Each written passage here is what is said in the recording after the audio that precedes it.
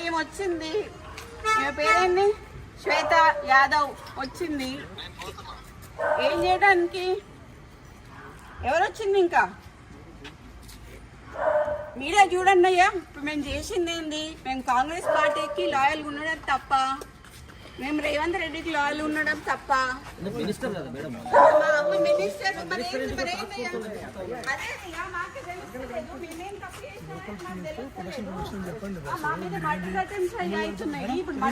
కదా ఇది. ఇప్పుడేమో ఆమె ఎందుకు వచ్చింది ఇప్పుడు అంటే మా అమ్మ ఇప్పుడు లేడీ కానిస్టేబుల్ వచ్చిందంటే, లేడీ ఎస్ఐఓ సిఐఓ ఆమె నాకు తెలియదు, వచ్చిందంటే మా అమ్మని అరెస్ట్ చేయడానికి వచ్చినట్ట, అంతేనా? గవర్నమెంట్ లో ఉన్నటువంటి ఒక మినిస్టర్ కదా మీ అమ్మ. సో అదే అండి, అదే నాకు తెలియట్లేదు. మరి మీరే తెలుసుకోవాలి. ఎందుకన్నా మరి టీఆర్ఎస్ వాళ్ళ మీద పడకుండా కాంగ్రెస్ వాళ్ళ మీద పడి మా మీద మా ఇంటి మా ఆడోళ్ళ మీద పడ్డానికి ఇప్పుడు ఆమె ఎందుకు వచ్చింది చెప్పండి, చెప్పట్లేదు కదా. ఆ టాస్క్ ఫోర్స్ వాళ్ళు ఇంతకు ముందు వచ్చి మా ఓఎస్డీని నిన్న టర్మినేట్ చేశారండి. టర్మినేట్ చేశారు. చేసినందుకు దానికి అడ్మినిస్ట్రేషన్ గ్రౌండ్స్ లో అన్నారు. మాకు వాటికి ఎక్స్ప్లెనేషన్ ఇవ్వలేదు. ఆయన ఇక్కడ ఉన్నాడు అని చెప్పి వచ్చారు. ఆయన మా దగ్గర ఉన్నాడు. సరే ఉన్నాక తీసుకెళ్తాను ఒక వారెంట్ ఏం లేకుండా ఆయన మఫ్తీలో వచ్చాడు పోలీసు. నేను ఎట్లా పంపిస్తాను వాడిని? పంపించలేం కదా.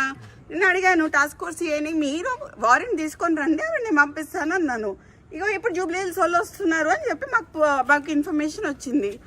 మినిస్టర్ గారు తీసుకెళ్లిపోయారు. ఇప్పుడు వాళ్ళు ఎందుకు వచ్చిందో చెప్పమని చెప్పండి. మేడం మీరు సుదీర్ఘకాలం మీడియా రాజకీయాల్లో ఉన్నారు, అతను కూడా ఉన్నారు మేడం. అసలు అతని పైన ఆయన రాజకీయాలలో లేరండి. ఆయన ఆరోపణలు వాళ్ళు చెప్పాలండి. ఆరోపణ అనేది వాళ్ళు చెప్పాలి. వాడు రాజకీయాలలో లేడు. ఎక్కడన్నా వానికి ఒక పోస్ట్ ఉందా అని అడగండి. వానికి ఒక విజిటింగ్ కార్డ్ లేదు, వానికి ఒక లెటర్ హెడ్ లేదు, వాని సంతకము ఒక పేపర్ మీద ఉండదు. ఏ పేషీకి పోయినా కూడా ఏ పేషీల పేపర్ మీద సుమంత్ అనే సంతకం ఉండదు. సో అయినా కూడా టర్మినేట్ చేసినా కూడా మేమేం మాట్లాడలేదు. ఇదంతా తీసుకొచ్చి what are they doing, what are they trying to do? అంటే మీ అమ్మగారిని ఏమైనా టార్గెట్ చేసి? మా అమ్మగారిని టార్గెట్ చేస్తున్నారు కదండి. బీసీలు అనేమో రాహుల్ గాంధీ అరుస్తుంటే ఇక్కడ రెడ్లందరూ కలిసి బీసీలను మమ్మల్ని తొక్కుతున్నారు కదా.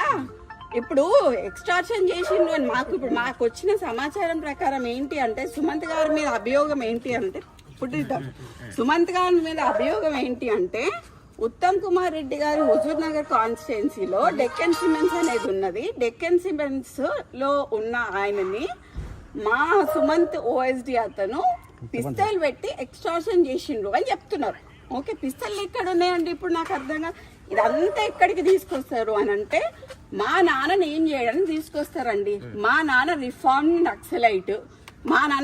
నక్సలైట్ కాబట్టి ఎటు చేసి ఏదన్నా ఇవన్నీ కుట్రలు మా నాన్న పేరు మీద ఇప్పుడు వాళ్ళతో ఒక 4 దెబ్బలేసి పోలీసు వాళ్ళని చిన్నప్పటి నుంచి చూస్తాను సార్ నేను. ఓకే, పోలీసు వాళ్ళు ఏం చేస్తారు, ప్లేన్ పేపర్ మీద సంతకం పెట్టించుకుంటారు, రాయాలనుకుని రాసుకుంటారు, లాకప్లు ఎత్తారు. మా అమ్మని కూడా వేసిండ్రు, మమ్మల్ని కూడా వేసిండ్రు. నేను పోయిన లాకప్లకి, మా నాన్న పోయిన లాకప్లకి. ఇప్పుడు నా భయం ఏంటంటే, మా నాన్నకి సెక్యూరిటీ లేదు. ఇప్పుడు ఈ ఎక్స్టార్షన్ కేసు అని వాని పేరు మీద పెట్టి దీంట్లో మా నాన్న పేరు చేర్చి మా నాన్నని తీసుకొచ్చి ఆర్మ్స్ యాక్ట్ పెట్టాలనేది వాళ్ళ ఉద్దేశం అనేది నేను అనుకుంటాను. దాంట్లో కూడా ఫర్ యువర్ కైండ్ ఇన్ఫర్మేషన్, మాకు వేం నరేందర్ రెడ్డి గారు చెప్పిన ప్రకారం ఏంటి అంటే, ఉత్తమ్ కుమార్ రెడ్డి గారు ఇచ్చారని చెప్పారు. మేము ఉత్తమ్ కుమార్ రెడ్డి గారితో మాట్లాడితే, నేను అసలు ఇవ్వలేదు, ఒక కంప్లైంట్ కూడా రాయలేదు, నాకు కంప్లైంట్ తో సంబంధం లేదని ఉత్తమ్ కుమార్ రెడ్డి గారు చెప్పారు. మీరు ఇప్పుడు ఇక్కడ నుంచి పోయి ఉత్తమ్ కుమార్ రెడ్డి గారి ఇంటికి పోయి మీరు క్లారిఫై చేసుకోండి, ఉత్తమ్ కుమార్ రెడ్డి గారితో క్లారిఫై చేసుకోండి ఏమన్నా కంప్లైంట్ ఇచ్చారా అని. ఎందుకంటే మాకైతే క్లారిఫై అయింది. ఆబ్వియస్లీ వేం నరేందర్ రెడ్డి గారు ఉంటారు, కడియం శ్రీహరి గారు ఉంటారు, మన మాకు వరంగల్ అందరూ అదే కదండి. అంటే సీఎం ఇన్వాల్వ్మెంట్ లేకుండా కంపల్సరీ ఉంటుందండి. సీఎం ఇన్వాల్వ్మెంట్ లేకపోతే ఇదంతా ఎందుకు జరుగుతుంది? అదే సీఎం ఇన్వాల్వ్మెంట్ ఉంది కదా. ఎందుకు ఒక ఓఎస్డీ మీద ఇంత కక్ష కట్టాల్సిన అవసరం అయింది? ఒక బీసీ లేడీ మీద కక్ష కట్టాల్సిన అవసరం అయింది? ఒక క్రౌడ్ పుల్లర్ అండి. మై ఫాదర్ మా నాన్న first unanimous MLC in the whole country అండి. కొండ మురళి టిఆర్ఎస్ నుంచి నించున్నప్పుడు కాంగ్రెస్ వాడు కానీ బీజేపీ వాడు కానీ నామినేషన్ వేయలేదండి. That is my father. They are strong leaders అండి. వరంగల్లో ఇలా 5 నియోజకవర్గాలని ప్రభావితం చేసే కార్యకర్తల కానీ ఒక మంత్రి పైన ఇట్లా రాష్ట్ర ప్రభుత్వం అదే ప్రభుత్వం చేస్తే ఎట్లా అనుకోవాలి మీరు? ఎట్లా చూడొచ్చు? అదే దుర్భిక్ష అనాలా ఏమనాలో కూడా అర్థం కావట్లేదు నాకు. ఇది చాలా దారుణమైన ఒక కక్ష పూరితమైన చర్య. అది బీసీ లేడీ అండి, పద్మశాలి లేడీ, మున్నూరు టార్గెట్ సుమంత, టార్గెట్ కొండ సురేఖ, టార్గెట్ కొండ మురళి అండి. టార్గెట్ కొండ సురేఖ, టార్గెట్ కొండ మురళి, వాళ్ళని దించాలి. కొండ మురళికి ఎందుకు ప్రొటెక్షన్ ఇవ్వాలి? ప్రొటెక్షన్ తీసేస్తున్నారు, బందోబస్తు తీసేసినారు. మొన్నటిదాకున్న బందోబస్తు ఎందుకు తీసేసినారు? ముఖ్య కార్యకర్త ఉన్న నవీన్ రాజ్ అనే ఆయన ఎవరైతే ఉన్నారో ఆయనకి గన్మెన్లు తీసేసినారు. కొండల రెడ్డి, తిరుపతి రెడ్డి వీళ్ళకి ఎందుకు అండి గన్మెన్లు? నేను అడుగుతా, రేవంత్ రెడ్డి అన్నదమ్ములకు ఎందుకు గన్మెన్లు? ఎందుకు? మాకు ఒకవేళ మా ముఖ్య అనుచరుడు ఆయనకు యాక్చువల్లీ మర్డర్ అటెంప్ట్స్ ఉన్నాయి, ఆయనకి థ్రెట్ ఉంది, ఆయనకు తీసేసిండ్రు. అడిగితే మాకు ఇయ్యరు గన్మెన్లు.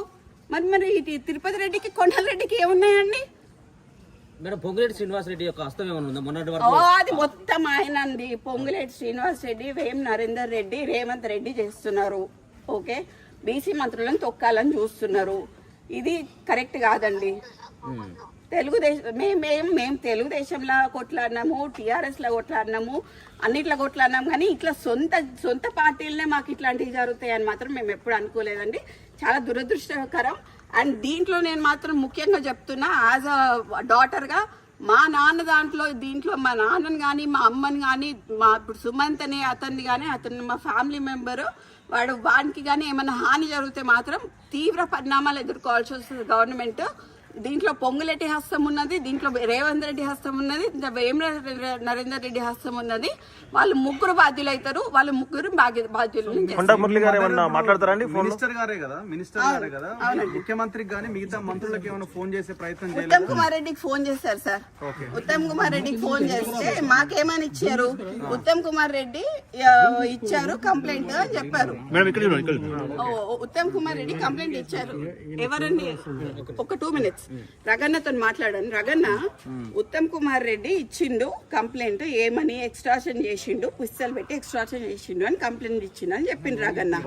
ఓకే, సో మేము ఉత్తమ్ కుమార్ రెడ్డికి ఫోన్ చేసినాం. ఉత్తమ్ కుమార్ రెడ్డి అంకుల్ ఒకటే మాట చెప్పిండు, నేను ఎటువంటి కంప్లైంట్ ఇయ్యలేదు అని చెప్పిండు. మీరు ఇక్కడ నుంచి ఉత్తమ్ కుమార్ రెడ్డి అంకుల్ వాళ్ళ ఇంటికి పోండి, పోయి అడగండి ఆయనని.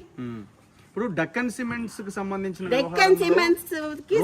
రోహిన్ రెడ్డి కూడా మీటింగ్ ఎగ్జాక్ట్లీ డెక్కన్ సిమెంట్స్ అనే సంస్థలో ఇప్పుడు నేను చెప్తా అండి. ఇప్పుడు మీరు అడిగినగా exactly the correct point I tell you. ఇది సిఎంఓ నుంచి వచ్చిన, ఇది సిఎంఓ. మీరు please come here.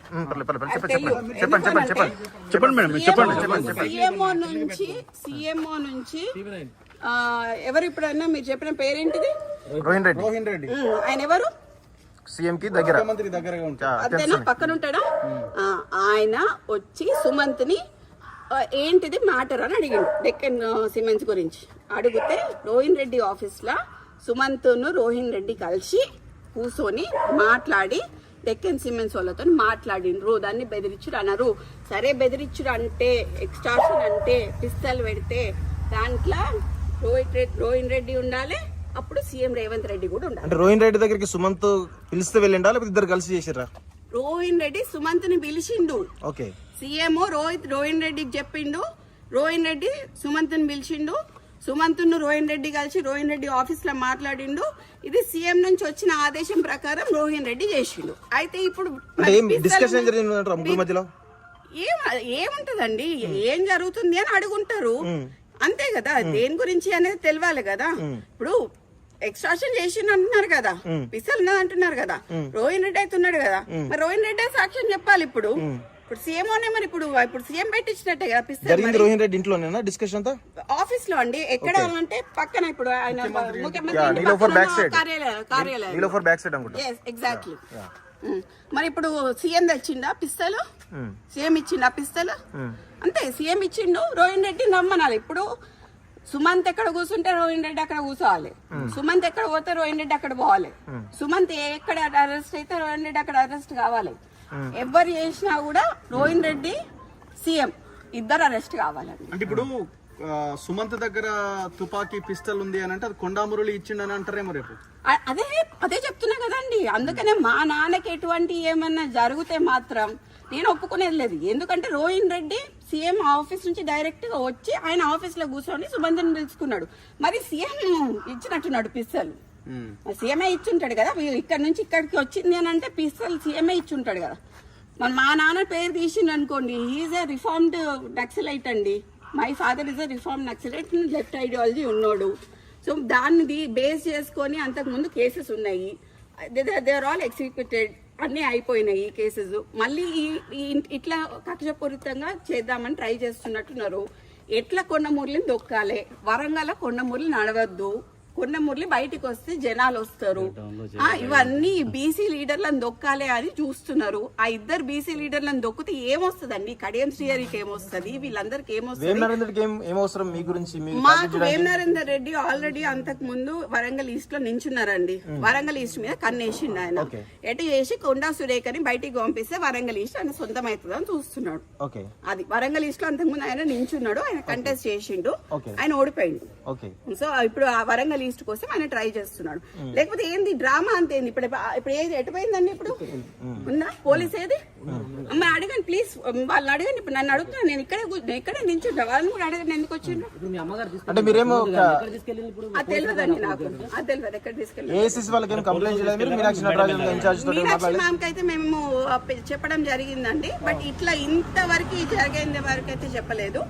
Just Uttam Kumar Reddy గారు ఇచ్చారు, ఇట్లా ఇట్లా అని చెప్పాము. ఐజీ గారికి కాల్ చేసి చెప్పారు. వేం నరేందర్ రెడ్డి ఏమన్నారు అని అంటే, ఒక మంత్రి చెప్తే మేము తీసుకోవాలి కదా అని అన్నారు. కానీ ఒక మంత్రి ఇంటి మీద దాడి చేయడం అనేది అయితే నేను ఎక్కడ చూడలేదు. ఒక మంత్రి ఇంటి మీద దాడి చేసి ఇంతమంది పోలీసు వాళ్ళని తీసుకుపోవడం అనేది ఏందనేది నాకు తెలుస్తలేదు. కానీ నేను క్లియర్ కట్ గా నేను ప్లీజ్ మీ మీడియా అందరికి ఒకటే చెప్తున్నా, దీంట్లో కొండ మురళిని కొండ సురేఖని డీమెరిట్ చేయడానికి ట్రై చేస్తున్న ప్రతి ఒక్కరికి చెప్తున్నా, మా నాన్న వాళ్ళని మా అమ్మ వాళ్ళు చాలా కష్టపడి 40 ఏళ్ల నుంచి రాజకీయాలలో ఉన్నారు. వాళ్ళు ఎంత తొక్కాలనుకుంటే వాళ్ళు అంత పైకి ఎదుగుతారు. అనవసరంగా పెట్టుకుంటున్నారు. ఇదంతా CM Vem Narender Reddy and Ponguleti చేస్తున్నారు. నేను క్లియర్ గా చెప్తున్నాను. సీఎం ఇప్పుడు నాకు ఎక్స్టార్షన్ కేసులో వారి దగ్గర పిస్తల్ దొరికింది అని చెప్పి ఉత్తమ్ కుమార్ రెడ్డి ఇచ్చిన లెటర్ కంప్లైంట్ మాకు కావాలి, మేము చూడాలి. అది ఒకవేళ ఇచ్చిండ్రు అని అనుకో, అప్పుడు రోహిన్ రెడ్డి కూడా పార్ట్నరే కదా. రోహిన్ రెడ్డి కూడా అక్కడనే ఉన్నాడు కదా.